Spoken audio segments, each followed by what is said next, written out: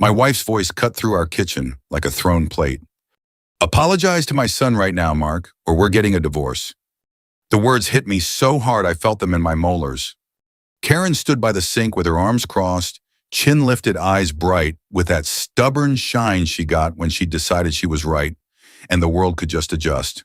Behind her, the under-cabinet lights threw a hard glow on the countertop clutter, high-V grocery bags, a half-open bag of pretzels, my pill organizer, sitting where it always sat like a quiet reminder I wasn't 25 anymore. And there was Dylan. Her son, 29 years old, still wearing his backward cap indoors like the house was a fraternity, leaning in the hallway with his shoulders against the doorframe. He wasn't even pretending to be sorry. He wore that little smirk like he already knew how this ended, like he'd watched Karen do this to people before. They were waiting for the old Mark, the one who swallowed it for peace, the one who fixed the leaky faucet and kept his mouth shut, the one who paid the bills and acted like the disrespect was just noise. The air got thick, not poetic, thick, real thick. The kind where you feel your shirt stick to your back and your lungs don't want to pull in a full breath. The refrigerator hummed. The wall clock over the microwave ticked like it had something to prove. I stared straight at my wife, the woman I'd married 8 years ago in a little church outside Cedar Falls, Iowa, where the pastor mispronounced my middle name, and we laughed about it later in the parking lot. The woman who used to hold my hand at the VFW fish fry when the line got long. The woman who once cried in my pickup because she was terrified her boy would never come home. Now she was yelling at me like I was a misbehaving employee. Mark, she snapped again louder. You heard me. I didn't look away. I didn't blink first. I just let the silence hang there until Dylan's smirk twitched like he was getting bored. In the back of my head, like a voice from a different life, I heard my dad, Harold Reynolds, born and raised in Grundy Center, the kind of man who could fix a combine with baling wire and shame. A man who begs today pays forever. My jaw tightened. I felt the ache in my left shoulder where arthritis had been chewing for years, like even my body was tired of holding things together. I glanced past Karen right at Dylan. He'd moved back into our house 3 months earlier, just for a little while after he got fired from his sales job in Des Moines. That's what Karen said anyway. Dylan's version changed depending on who was listening. Sometimes he was laid off. Sometimes it was toxic management. Once I heard him tell a buddy on speakerphone that he quit because he refused to sell his soul. What I knew was this: he came home with 2 duffel bags of PlayStation and an attitude big enough to fill our whole ranch-style house on Prairie Lakes Drive. And the longer he stayed, the smaller Karen became smaller in her courage, smaller in her honesty, until everything in our home started orbiting around Dylan's moods. If he slammed a door, dinner went quiet. If he rolled his eyes, Karen apologized to him like he was the wounded one. If he wanted cash for gas, she reached for her purse. Tonight had started like any other winter evening. Iowa cold pressing against the windows. The furnace running steady. Me still in my work boots smelling like machine oil and dust from the plant. I'd come home hoping for meatloaf and the local news. Instead, I walked into Dylan laughing at something on his phone while Karen was at the table with a stack of mail. One envelope was open. My name was on it. The logo of Black Hawk Credit Union stared up at me like an accusation. What's that? I asked. Karen didn't look at me, just statements. Dylan snorted. He's asking like he doesn't already know he's broke. I stopped. Excuse me. Dylan stood up slow like he was in a movie. I said you're acting like you don't know. You're always on my mom about money, like you're some hero because you pay the bills. Karen finally looked up then, and the look on her face wasn't apology. It was warning, like I was the problem for poking the bear she'd been feeding. Dylan, she said softly, but there was no bite to it. He leaned forward, hands on the table. You know what, Mark? I'm tired of you acting like you own everything. This isn't your little factory. This is my mom's house too. And you. He glanced at the framed photo in the hallway, my dad in a flannel shirt holding a crappie at George Wythe Lake. Dylan's lip curled. And your precious old man stopped waving his ghost around like a badge. He's not here. He's gone. And you're still just some maintenance guy. That's what did it. Not the insult to me. I've had men talk worse in the break room at 2 in the morning when a conveyor belt goes down. I can take a hit. But my dad was the kind of man who never raised his hand to anyone and still taught half the county what decency looked like. My dad didn't deserve Dylan's mouth. I stepped closer. Don't talk about my father. Dylan's eyes flashed. Or what? Karen shot up from the chair, palms out like she was breaking up a bar fight. Mark, stop. Please, just stop. He started it, I said, and I hated how my voice sounded tired, rough, older than I felt inside. Karen turned on me, and that's when she went for the nuclear button. Apologize to my son, she yelled, or we're getting a divorce. Like the last 8 years could be reduced to a switch she could flip to keep Dylan comfortable. And now here we were, kitchen lights, 2 bright hearts, too loud. Dylan smirking in the hallway like he'd already won. Karen's nostrils flared. Say it. Dylan folded his arms, still smiling. Go ahead, Mark. Tell me you're sorry. I looked at my wife again. I searched her face for the woman I married, for the one who once told me I just want a peaceful home, for the one who promised me we'd be partners. What I saw was someone standing between me and her son, choosing him again without even realizing she was doing it. I didn't shout. I didn't slam anything. I didn't give Dylan the satisfaction of seeing me crack. I just said the only true thing left in my mouth. I'm done here. Karen blinked like she hadn't processed the English language. What? I turned, walked to the coat rack and grabbed my old brown Carhartt jacket. My keys were on the hook. I took them. I picked up my duffel bag from the closet, half-packed from a work trip that never happened like the universe knew. Mark, Karen called, voice climbing, don't you dare just... I paused at the doorway and looked back one last time. Dylan's smirk faltered, just a hair, like he realized the game might be changing. I didn't give them another word. Outside, the cold slapped my face clean. The porch light made the snow sparkle like broken glass. My breath came out in a white cloud. I walked to my truck, climbed in, and shut the door. The cab smelled like stale coffee and motor oil, comforting in a way. I sat there with my hands on the steering wheel, staring at our living room window, where the curtains shifted as someone moved inside. Then my phone buzzed. Karen. I didn't answer. I put the truck in reverse and backed out, slow tires crunching on snow. As I drove toward town past the dark outlines of cornfields sleeping under winter, one thought settled in my chest like a stone, heavy, steady, sure.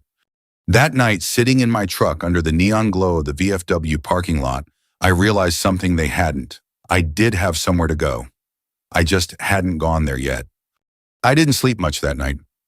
Ray's couch was old and sunken in the middle, the kind that remembers every man who's ever crashed on it.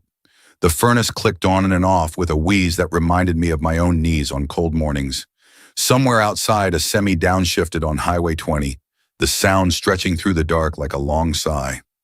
I lay there staring at the ceiling fan, watching it wobble, thinking about the way Karen's face had hardened when she gave me that ultimatum. Not angry hard, certain hard, like she truly believed I'd fold. By 5 in the morning, I gave up on sleep and sat at Ray's kitchen table with a mug of coffee that tasted like it had been reheated too many times.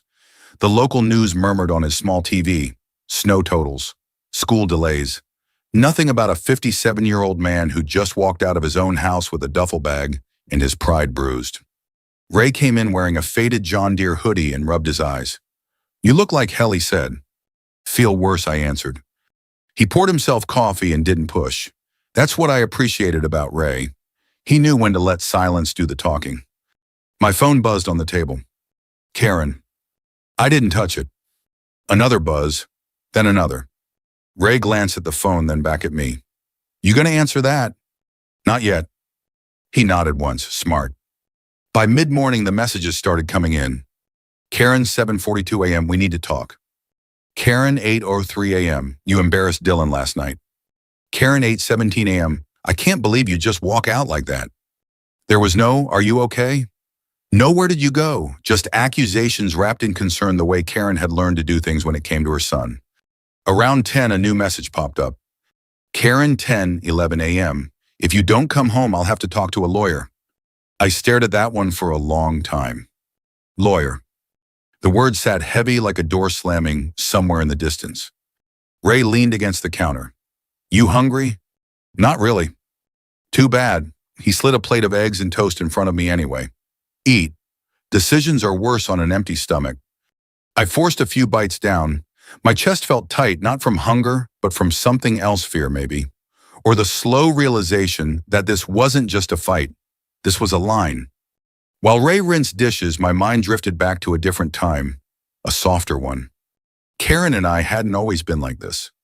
When we first got married, Dylan was 21 and living 3 states away. He'd left in a hurry after a blow-up with Karen that left her shaking on the couch, mascara streaked, convinced she'd lost him forever. I remembered that night clearly. Karen had sat in my truck in the Hy-Vee parking lot, gripping the seatbelt with both hands like it was the only thing holding her upright. "I failed him," she whispered. "I pushed too hard. He'll never come back." I'd reached over and taken her hand. "Kids come back," I said, "especially when they know there's still a place for them." A year later, Dylan did come back for Thanksgiving, then for Christmas. And when he finally moved home again, I was the one who said, "Let's give him a chance." I was the one who cleaned out the spare room. I was the one who told Karen he just needs time. That memory stung now, like pressing on a bruise you didn't know you had. By noon, I found myself holding my phone, my thumb hovering over the keyboard. "I'm sorry, let's talk." The words sat there, typed out, glowing softly on the screen. For a moment, I imagined driving back, apologizing, swallowing my pride for the sake of the marriage, sitting across from Dylan at the kitchen table while he smirked and pretended to forgive me. Peace at any price. My thumb hovered over send. Then Ray spoke, his voice casual but sharp enough to cut through my thoughts. "You know, my buddy Steve," he said. I looked up. "The guy from Cedar Rapids." "Yeah, same age as us. Wife gave him an ultimatum like that once. He apologized. Thought he was being the bigger man." Ray shook his head slowly. "She learned something that day." "What?" "That if she pushed hard enough, he'd cave. Took her 5 years to clean out his retirement and leave him with a rented room and a bad back." The room went quiet. I looked back at my phone. The words were still there. "I'm sorry, let's talk." In my head, my father's voice came back clear, as if he were sitting across from me at that table cap, pulled low hands wrapped around a mug. "A man who begs today pays forever." I exhaled long and slow. Then I deleted the message. The screen went blank. Ray didn't smile. He just nodded once, like he'd seen this moment before, and respected the weight of it. That afternoon, while Ray went out to run errands, I drove downtown to Black Hawk Credit Union. The building sat on the corner like it always had, brick, sturdy, unpretentious. The kind of place that remembered your name if you'd been there long enough. Inside, the heat hit me along with the smell of old carpet and fresh coffee. A young teller smiled politely. I asked to see someone about past refinancing documents. "Name?" she asked. "Mark Reynolds," I said. "Account ending in 482. She typed, glanced at the screen, and her eyebrows lifted just a touch. "One moment, Mr. Reynolds." I sat in a chair near the window, watching cars crawl past on icy streets. My hands rested on my knees, steady now. Not calm, but focused. A man in his 40s with wire-rimmed glasses came out and shook my hand. "Mark, haven't seen you in a while. I need copies of the refinancing paperwork from 3 years ago," I said. "The full packet." He nodded. "The ones from when your father passed?" "Yes." "That'll take a few minutes," he said. "You want coffee?" I declined and waited. As I sat there, something shifted inside me. Not anger, not even resolve. Clarity. Karen had always assumed I handled the boring stuff. Bills, paperwork, contracts. She signed where I pointed, trusted me to keep things running. And she'd never once asked what any of it meant. When the man returned with a folder thick enough to thump on the desk, I felt a strange calm settle in my chest. I didn't open it right away. I just rested my hand on the cover and thought about the way Karen had looked at me in the kitchen, so sure I had nowhere to go. They assumed I'd come crawling back to save my credit, my house, my marriage. They were wrong about one thing, and that one thing was going to cost them everything. I opened the folder in my truck, not inside the credit union. Some things deserve privacy. The paper smelled faintly of toner and old files the way official documents always do. I spread them across the passenger seat, smoothing the corners with my palm, like they might talk back if I handled them rough. There it was, the refinance paperwork from 3 years earlier, the notary stamp, the signatures, mine neat and steady. Karen's rushed and slanted like she'd been thinking about something else. I remembered that afternoon clearly now. Karen had been distracted. Dylan was calling again, angry about something, convinced the world was unfair. She'd skimmed the documents while standing at the counter, pen tapping. "Is this all standard?" she'd asked. Yeah, I said, just protection stuff. Fine, she said, already half turned away. You always handle this. That was true, I always did. Back then, I'd listened to a quiet man at the credit union, a gray-haired advisor, who'd known my father explain things slowly without drama. He talked about contingencies, about how second marriages sometimes got complicated, about how protecting assets wasn't about mistrust. It was about foresight. People don't plan to fall apart, he'd said. They just don't plan for when they do. At the time, I thought I was being careful, responsible. Now I realized I'd been building a door I never thought I'd walk through. The language was plain once you looked at it without fear. The house, the refinancing, the asset structure tied to accounts in my name, the protections that kicked in if shared funds were misused or if someone attempted to leverage property without proper authorization. Nothing sneaky, nothing illegal. Just thorough. I sat back in the truck and let out a breath I didn't know I'd been holding. I wasn't trapped. I drove back to Ray's place and spent the rest of the afternoon reading everything twice. I made notes in the margins with a pen. Ray handed me the ink, scratching loud in the quiet room. I didn't feel clever. I felt sober. That night, Karen called again. I watched the phone buzz across the coffee table like it was alive. I didn't answer. Instead, I poured myself a glass of water and stood by the window. Snow fell slow and steady, covering tire tracks, like erasing evidence. For the first time since walking out, I felt something close to solid under my feet. The next morning, I made an appointment with a local family attorney, someone whose name I'd heard at the VFW more than once. Not a shark, just steady. The kind of man who explained things in terms you could take home and sleep on. We sat in his small office above a hardware store downtown. He listened more than he talked, which I appreciated. When I was done, he leaned back and folded his hands. You didn't set this up to hurt anyone, he said. You set it up to protect yourself. I nodded. Your wife, he continued, made assumptions. That seems to be the theme, I said. He almost smiled. By the time I left, the plan wasn't flashy. It wasn't revenge yet. It was just preparation. Quiet, legal, patient preparation. The way my dad used to do things. That afternoon, I checked my accounts. Everything was still intact. No alarms, no alerts, just numbers sitting where they had always sat. Then late that evening, my phone rang. Unknown number. I let it go to voicemail. Dylan's voice came through sharp and loud like he was pacing when he called. Hey, Mark, he said, dripping sarcasm. We need to talk. Right now. There's some kind of issue with the accounts. Mom's freaking out. So if this is some kind of stunt, you made your point. Click. I stared at the screen. Stunt. 10 minutes later, another voicemail. Same number, different tone. Okay, listen, Dylan said slower now. There's a misunderstanding. I was just trying to take care of a few things and suddenly the car doesn't work. That's not normal. You need to fix this. I didn't move. An hour after that, my phone buzzed again. Karen. This time I answered. Mark, her voice was tight, controlled. Something's wrong with the account. I leaned back in Ray's recliner and looked at the ceiling. What kind of wrong? It's frozen, she said. Dylan was trying to pay for something and it declined. Pay for what? There was a pause. A boat, she said quietly. A used fishing boat. He said it was a good deal. I closed my eyes. A fishing boat, of course it was. And you didn't think to ask. I said, Mark, please, she snapped, then softened. This isn't the time. The bank called. They said they needed your authorization. I let the silence stretch. Not to punish her, to let the truth breathe. I didn't authorize anything I said. Well, you need to, she replied, frustration creeping in. This is ridiculous. We can't have accounts just locking up like this. Karen, I said, keeping my voice level. Your son tried to use shared funds without my consent. He lives here, she said. He's family. So am I said. Another pause, this one heavier.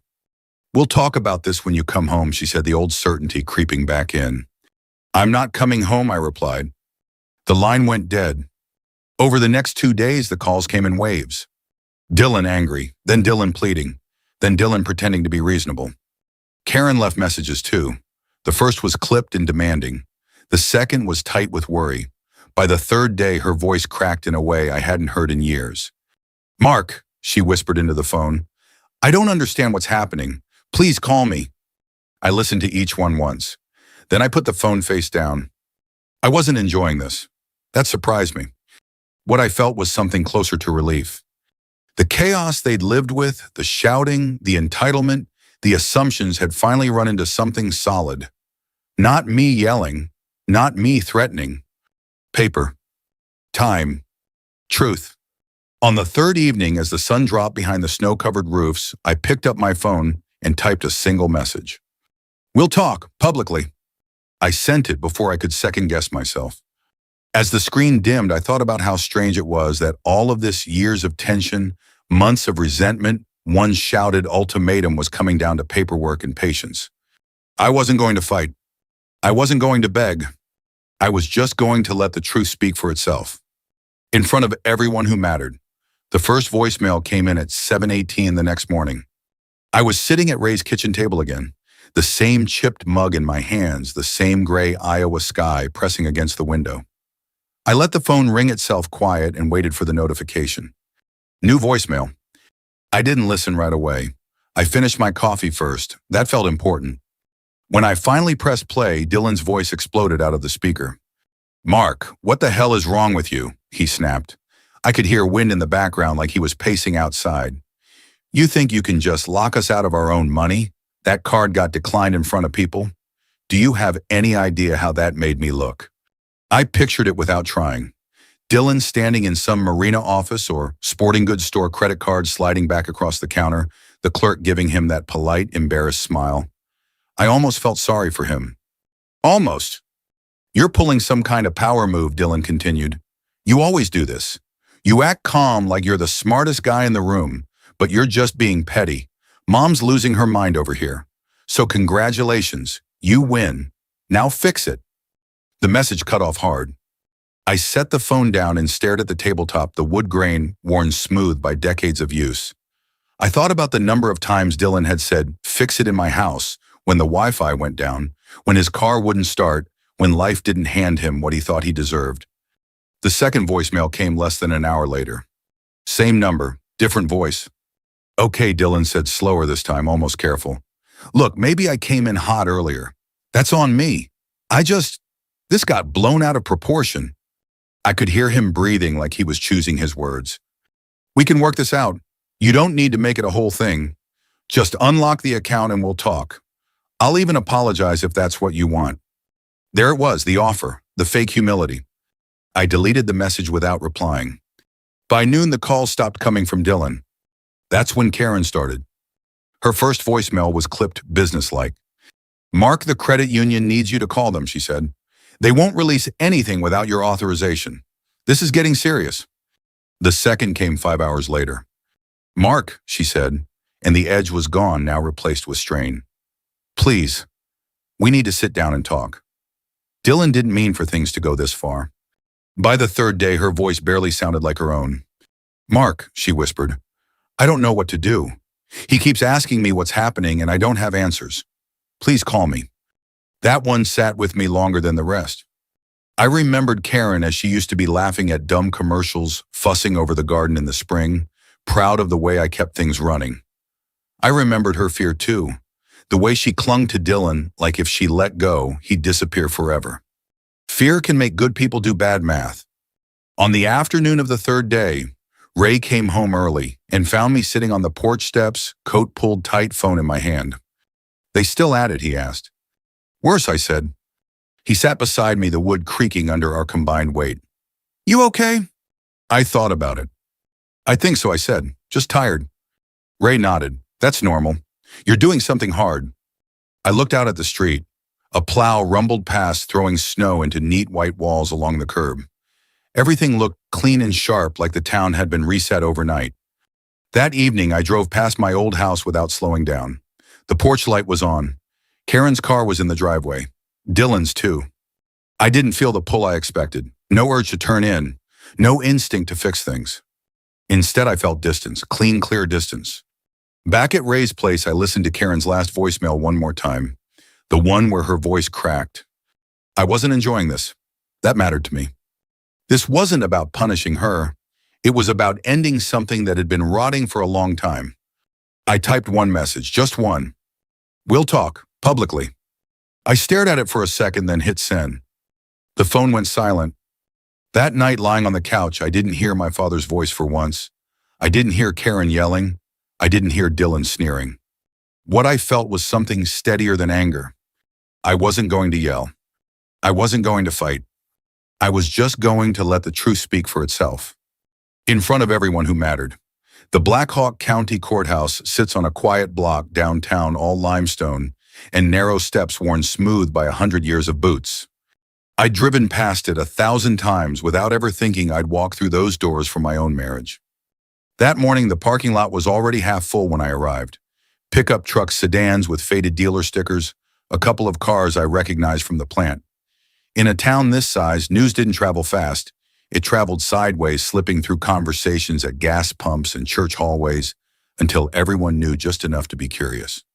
Inside, the air smelled faintly of paper, old wood, and winter coats drying off.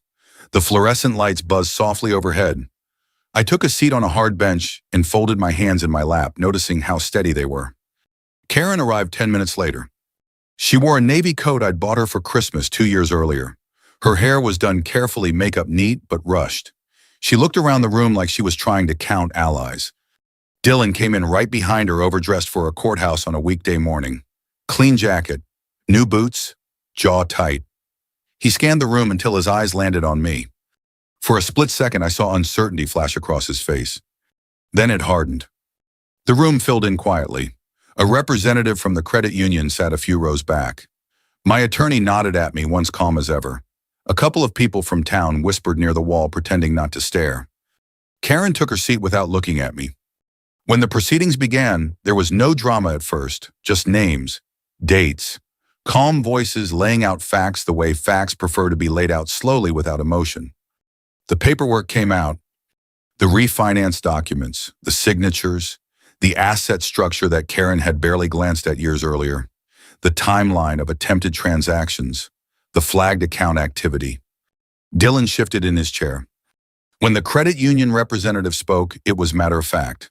No accusation, no theatrics, just explanation. Unauthorized attempts to access shared funds, she said, repeated within a short period. That triggered an automatic review. Karen's head snapped up. "We didn't do anything wrong," she said. The mediator held up a hand. "Mrs. Reynolds, please." Dylan leaned forward. "This is insane," he muttered. "This is just money." That was when the room went still. The mediator looked at him over her glasses. Money becomes serious when people assume it isn't. The next part came quickly after that. The house. Karen's shoulders sagged as the language was explained in plain terms. Not legal jargon, just reality. The house wasn't something she could leverage or promise or use as collateral without Mark's authorization. It never had been. Dylan scoffed. "That's not fair." I didn't look at him. The mediator turned to Karen.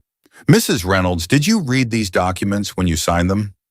Karen opened her mouth, closed it. "I trusted him," she said quietly. I finally spoke. "And I trusted you," I said. My voice carried farther than I expected. "To be my partner." Dylan stood up then. "You planned this," he snapped, pointing at me. "You set this up so you could control everything." A bailiff stepped forward. "Sir, sit down." Dylan didn't. "I lost my job," he went on, voice rising. "I needed help. And you." "Sit down," the bailiff said again, louder. Dylan dropped back into his chair, face flushed, chest heaving. The room buzzed with the sound of held breath. Karen stared at the table in front of her like it might open up and swallow her whole. When the decision came, it wasn't delivered like a hammer. It didn't need to be. The mediator spoke calmly, clearly. The assets would remain protected. The accounts would stay frozen pending proper separation. Legal fees would be divided with additional responsibility assigned where financial misuse had occurred. Karen's eyes lifted to mine then. "I didn't know it would come to this," she whispered. I was scared of losing him again. The room went quiet. I stood slowly. "You lost me," I said, not raising my voice, "the day you made me choose." I turned to Dylan. "I apologized years ago for not being your father," I said. "Now you owe me a lot more than an apology." He had nothing to say. When it was over, people filed out in small groups murmuring. The credit union rep shook my hand. Ray clapped me once on the shoulder and grinned like he'd just watched a fair fight and the way it should. Karen lingered near the door. "Mark," she said. I looked at her. I hope you find peace, I said. Then I walked past her out into the cold Iowa air and felt something lift off my chest that I'd been carrying longer than I realized. The apartment was quiet in a way my old house never had been. No TV murmuring in the background, no doors slamming, no tension humming under the floorboards like bad wiring. Just the soft tick of the wall clock and the steady hum of the refrigerator doing its job without complaint. I moved in 3 weeks after the courthouse, a small one-bedroom on the edge of town not far from the river trail. Nothing fancy. Beige walls, brown carpet, a balcony just big enough for a folding chair and a cup of coffee. The kind of place you choose when you're done trying to impress anyone. The first night there, I sat on the floor with my back against the couch and ate a sandwich straight from the wrapper. Turkey, mustard, simple. And for the first time in a long while, my chest didn't feel tight. Work went on like it always had. The plant still smelled like oil and warm metal. Machines still broke at the worst possible times. Younger guys still complained about their shifts, and older guys still pretended not to hear them. A few people asked questions. Word had gotten around the way it does in a town like ours. Everything okay at home, Mark? I nodded. Yeah, getting there. That was enough. On Friday nights, I started stopping by the VFW again. Same long tables, same bad jokes, same fish fry that somehow tasted better the older you got. Ray always saved me a seat. One evening, he slid a beer across the table and said, "You smiling more." I hadn't noticed, but he was right. Karen texted once about a month after the hearing. "I hope you're well." I stared at the message for a long time. I didn't hate her. That surprised me too. I typed back one sentence. "I hope you find peace." And that was it. I heard through town that Dylan had moved out not long after. Some cousin in Illinois, maybe. Another fresh start. I wished him luck, honestly. The world is hard enough without teaching it the wrong lessons. One Saturday morning, Ray and I drove out to George Wythe Lake with 2 cheap fishing poles and a thermos of coffee. The water was calm, the kind of flat gray that looks like it's thinking about something important. We didn't catch much. Didn't matter. At one point, Ray leaned back in his chair and said, "You ever regret it?" I thought about the kitchen, the ultimatum, the smirk, the way my stomach had dropped when Karen said the word divorce like it was a weapon. I thought about the couch at Ray's place, the phone in my hand with an apology typed and deleted, the courthouse bench under my palms. "No," I said finally. "I regret staying quiet for as long as I did." Ray nodded. "That tracks." Driving home that afternoon, windows cracked, sun low over the fields, my dad's voice came back one last time. "A man who begs today pays forever." I understood it differently now. It wasn't about pride. It wasn't about winning. It was about knowing when your own voice matters more than keeping the peace at any cost. I didn't win. I simply refused to lose myself. Those 3 words I spoke in my kitchen, "I'm done here," weren't meant to punish anyone. They were meant to remind me that I still had a say in my own life. And that turned out to be enough. If this story felt familiar, if you've ever swallowed your words just to keep things calm or wondered how much of yourself you've given away to avoid conflict, I hope it reminds you of something simple and important. Peace isn't something you beg for. It's something you choose. If this story gave you something to think about, consider sharing it with someone who might need to hear it. And if you want to hear more stories like this, stories about standing up quietly, legally, and with dignity, make sure you're subscribed. Thanks for listening.